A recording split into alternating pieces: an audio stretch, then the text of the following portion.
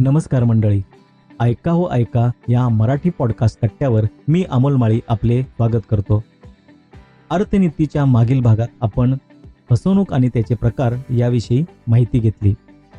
आता छोट्या गुंतवणुकीतून मोठा परतावा कसा मिळवता येतो किंवा तो मिळवणं शक्य आहे का याबाबत आजच्या भागात जाणून घेऊया.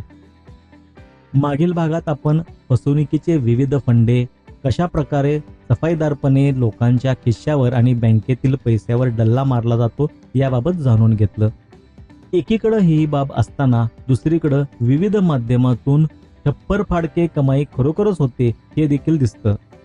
एखाद्यानं अगदी 2-4 वर्षापूर्वी मोठी जमीन खरेदी केली आणि अवघ्या काही वर्षांमध्ये त्याचं मूल्य कैकपटीने वाढलं असं आपण ऐकतो.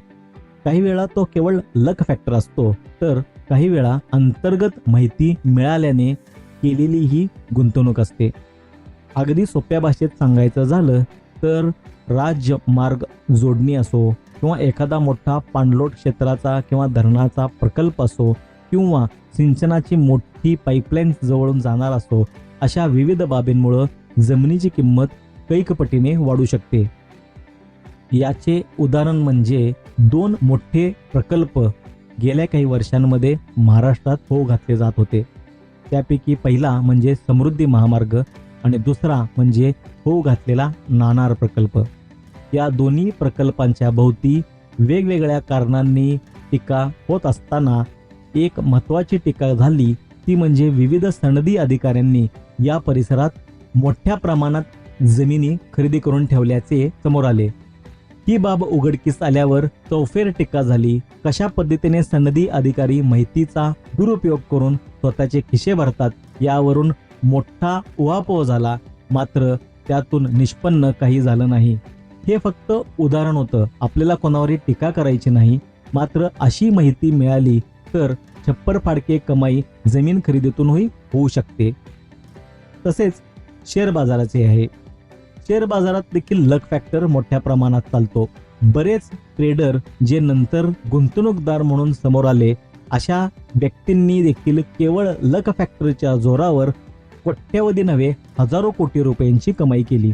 त्यांची नावं कोणती ही माहिती घेत बसण्यापेक्षा त्यांनी मजल मारली ही केवळ लक फॅक्टर आणि काही अंतर्गत माहिती या जोरावरच, हे आपण ध्यानात घेतलं पाहिजे. दुसरीकडं जर आपण अभ्यासपूर्ण रीतीने गुंतवणूक करण्याचा निर्णय घेतला तर छप्पर फाडके कमाई सहजासहजी होऊ शकते. त्यासाठी लक फॅक्टरची गरज नाही. जसं लॉकडाऊनच्या कालावधीमध्ये संपूर्ण शेअर बाजार मोठ्या प्रमाणात कोसळला आणि निच्चांकावर आला. सर्व ब्ल्यू चिप कंपन्या त्यांच्या उच्चांकाहून अगदी 1/3 रकमेच्या किमतीवरती स्थिरावल्या होत्या. त्यांचे शेअर्स म्हणजे 1/3 झाले होते. अशा परिस्थितीत ज्या व्यक्तींनी गुंतवणूक केली आहे आणि ते आजवर शांतपणे ही गुंतवणूक घेऊन बसले आहेत, त्यांना छप्पर फाडके कमाई झाली आहे. छोटंसं उदाहरण म्हणजे 109 रुपयाला मिळणारा कोल इंडियाचा शेअर्स आज तब्बल 400 रुपयांच्या सुमारास आहे. तर 820 रुपयांपर्यंत खाली गेलेला रिलायन्सची किंमत 2000 पेक्षा अधिक आहे. ही काही उदाहरणं आहेत. प्रत्येक शेअर्सची किंमत अशाच पद्धतीने कैक पटीने वाढली आहे. जगातील काही धनाढ्यांनी अशा वेळी मोठ्या प्रमाणात कच्चं तेल खरेदी करून ठेवलं आणि बंपर कमाई केली. या कमाईची आकडेवारी इतकी प्रचंड आहे की ती आपल्या पॉकेट कॅल्क्युलेटरमध्ये मावणार देखील नाही. मग याला लक फॅक्टर म्हणता येत नाही. ज्या माध्यमात आपण गुंतवणूक करणार आहोत त्या माध्यमाची परिपूर्ण माहिती असल्यानंतरच हे सौदे केल्यामुळे संबंधितांना मोठा फायदा झाला. अभ्यासपूर्ण गुंतवणुकीचीच ही परिणती होती. मात्र हे उदाहरण घेऊन समोर येऊन कच्च्या तेलात पैसे गुंतवा, तुम्हाला अफाट पैसे मिळतील असं जेव्हा सांगत एखादा व्यक्ती येतो तेव्हा तो कोणत्या भावनेनं येतो हे समजून घेण्याची ताकद आपल्यामध्ये असणं आवश्यक आहे. धनाढ्य व्यक्तींना आंतरराष्ट्रीय पातळीवरून अगदी कमी व्याजदरात पैसे मिळत असतात. त्यामुळे त्या व्यक्ती सर्वसामान्यांकडून पैसे गोळा करून अशा गुंतवणूक करत नाहीत. साहजिकच अशी जर कोण स्टोरी सांगत असेल तर उल्लू बनण्यापेक्षा आपली नेमकी ताकद कोणती, गुंतवणुकीच्या बाबतीत आपली माहिती कशाबद्दल आहे, आपलं ज्ञान कशात आहे हे जाणून घेऊन गुंतवणूक केल्यास फसवणूक होत नाही आणि आपले पैसे सुरक्षित राहतात. हा मंत्र ध्यानात ठेवला आणि जर योग्य रीतीने गुंतवणूक केली तर छोटी रक्कम देखील मोठा परतावा देते. अगदी थोड्या कालावधीमध्ये मोठा परतावा घ्यायचा असेल तर तांत्रिकदृष्ट्या परिपूर्ण माहिती घेऊन अभ्यास करूनच गुंतवणूक करणं अत्यावश्यक आहे. भारतीय शेअर बाजार उच्चांकावर असताना टपारिया टूल्स या स्मॉल कॅप कंपनीने सगळ्यांचेच लक्ष वेधले आहे. जेव्हा जेव्हा शेअर बाजार मोठ्या प्रमाणात वाढतो तेव्हा पेनी स्टॉक चर्चेत येतात. मात्र टपारिया टूल्स वेगळ्याच कारणाने चर्चेत आला आहे. गेल्या वर्षभरात या कंपनीने प्रति शेअर तब्बल 77 रुपये इतका मोठा डिव्हिडंड दिला आहे. या कंपनीच्या शेअर्सची किंमत अवघी 2 ते $2.25 रुपये इतकीच होती. ही बातमी बाहेर आल्यापासून या कंपनीचे शेअर्स खरेदी करायला झुंबड उडाली आहे.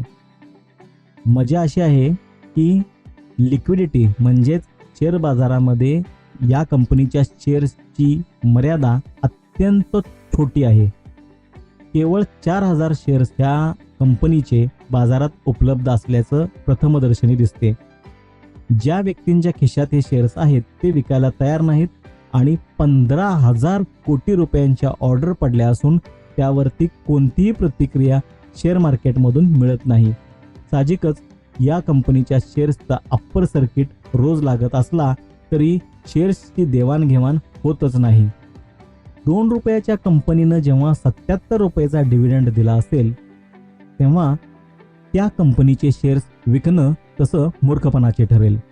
पुढील वर्षी डिव्हिडंड तेवढाच मिळेल का याबाबत प्रश्नचिन्ह असला तरी आत्ता या कंपनीने छप्पर फाडके कमाई केली असल्यामुळे हा शेअर्स जवळ बाळगणं योग्य ठरेल. ज्या व्यक्तींनी ही अनुभूती घेतलेली नाही त्यांची धडपड समजणं सहज शक्य आहे.